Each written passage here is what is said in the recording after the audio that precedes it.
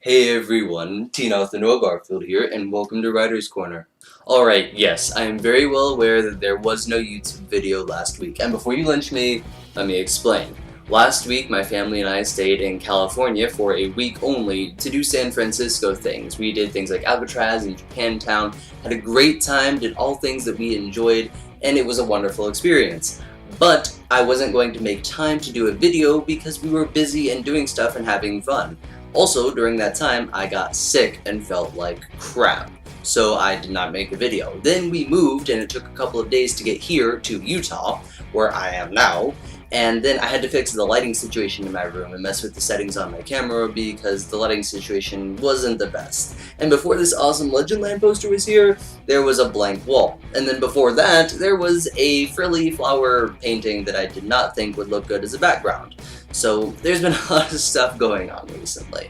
However, I'm feeling better now, ready to move, all full of energy, and we're moved into the house now, though my room is still a mess, which means that I can do a YouTube video now, and I'm really excited for it. I haven't done a Teen Writer video in a while. I think it'll be lots of fun, and it'll be helpful, and I just am really looking forward to outlining and giving you guys tips on how to deal with these 7 different types of people you'll meet as a teen writer. One for each day of the week. So the first person you'll probably meet as a teen writer is the one who tells you to get a real job. So what do you want to do whenever you grow up? Actually, I'm really pursuing being a published author. I think it's great and I've always had a passion for it. No, seriously, for a real job. These are some of the most annoying people to deal with whenever you're a teen writer, and unfortunately some of the most common.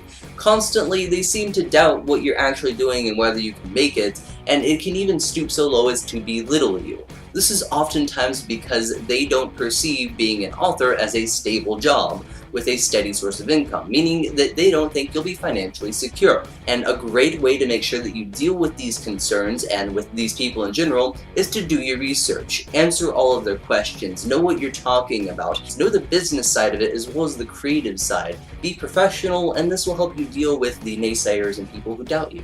The second kind of person you'll probably meet is the ones who say, "Come back to me when you're older." I'm a young author. Do you have any tips or suggestions for me for now trying to pursue this as a career? Hey, you're just a kid. Come back to me when you're older, okay? These people are not necessarily antagonistic, but commonly don't believe in you because of your age. They are most oftentimes people in your profession or those who are part of respected publishing houses. Commonly, they don't take you seriously and don't want to deal with you because teenagers are perceived as flight risks in the writing industry. They're commonly more chaotic, rambunctious, impetuous, and don't oftentimes have the commitment to stick to things. You can deal with these people by showing how committed you are, that you still have a lot to learn, but you're willing to learn and want them to teach you. Most oftentimes, teenagers are more rambunctious, chaotic, and don't oftentimes want to make the time to cut out different parts of school or sleeping or social life to pursue a career. So make sure that you not only come across as professional, but that you show your commitment and that you're ready to do whatever it takes to make sure that you get published and that they accept you. Another kind of person you'll meet as a teen writer is those unsupportive authors. You're never gonna make it as an author. You don't have the capacity to do this. You don't have the maturity. You're inexperienced. You'll never make it this way. What you need to do is not practice. What you need to do is grow up. The most common type is that they just basically try and help you through tough love. They tell you that you're inexperienced, immature, that you don't have what it takes to make it as an author because of your age, and that your writing probably sucks because you haven't had the life experience to be able to have good writing.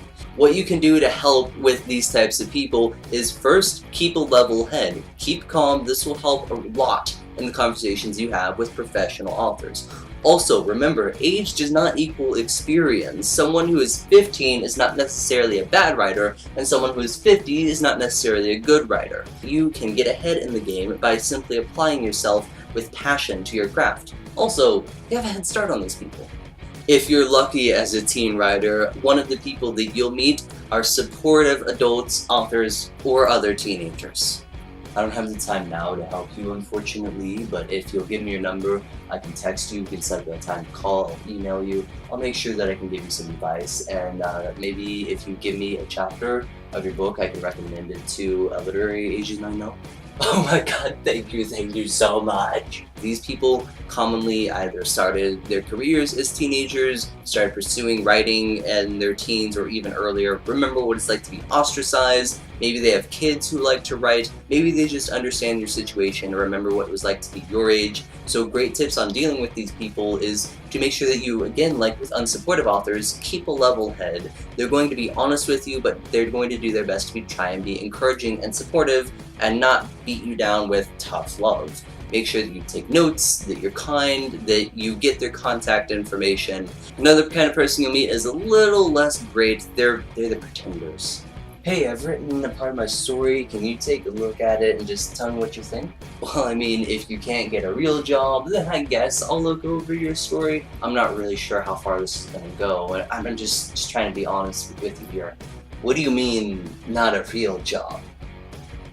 They say they believe in you, but sometimes, even unknowingly, can try to sabotage you or steer you in a different career path. They oftentimes deliver backhanded compliments to you and don't actually believe in you even though they say they do. Perhaps they were raised to think that being a writer isn't a real profession and they're, in their own strange way, just trying to look out for your best interests. These people can be teenagers, children, or adults. A great way to deal with them is to just keep a constant eye on them whenever you're around them. Look for any malicious behavior or whether it just seems to be ignorance. If they are just ignorant or you think you can win them over to your side, address their concerns. Sit down, have an honest, open, real talk with them.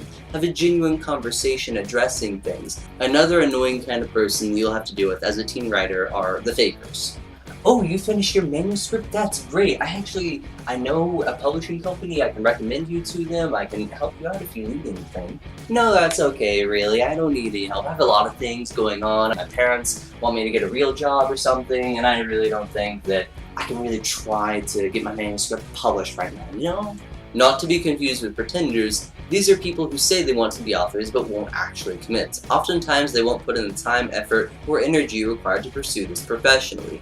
Many times these are fellow teen writers who are dealing with other issues in their lives, or just very busy, or dealing with a multitude of factors. Many times these people were raised in families where being an author isn't seen as a viable, steady career choice, and it's very easy to deal with these kinds of people. Be patient and understanding with them, offer your advice if they ask for it, or if you see them struggling, but don't try and fix things. Whenever you see someone like this, just be there for them. And lastly, one of the worst kinds of people you can meet in your journey as a teen writer are them haters. So what did you think of my book? Your book sucks, you're a no-talent hack, and you can't possibly do anything to ever make it in this career. Why don't you A, kill yourself, or B, just burn all of your copies? Haters are going to hate in any field, and writing is no different. You just have to shake it off. These people are most of the time simply looking for a reason to be malicious. Maybe they take issue with your personality, some piece of your writing, or maybe they're just a dick. Most of the time these people don't have any interest in hearing what you have to say and just want to attack you for whatever personal vendetta they have. Or maybe they just felt like being a jerk that day. It's easy to deal with these people. If it's obvious that they're being malicious, then you really don't have anything that you can contribute positively to this, just like they don't have anything that they can contribute positively at all. What you need to do is be a bigger person, even though it may be difficult, and if it helps, secretly kill them off in your next story. So those are the 7 types of people you're most likely to meet as a teen writer. Sometimes it's good, sometimes it's bad, and sometimes it's just a muddy mix of in between. However, this brings that part of the video to a close, and now I must brag about my novel, Legendland, because I am a published teen author and I had to deal with many of these kinds of people, so this is my reward. My novel, Legendland, this fantastic piece of literature right here, is available on a plethora of places. You can find it on iTunes, Barnes & Noble, Smashwords, Amazon, our publisher's website, or my personal website, www.arc-storm.com. If you get off there, I'll personally sign it for you. Just having my book isn't enough for you and breathing in that lovely new book smell? Of course it's not. You also want to get to know me personally, so feel free to stalk me online. I'm on Facebook, Twitter, Goodreads, Wattpad, obviously on YouTube, so don't forget to subscribe. If you have any questions, comments, or requests, comment below or hit me up on ArcStorm. I do my best to answer and reply to everything. I hope this video has been helpful, that you're looking forward to the next one, and that you continue to enjoy.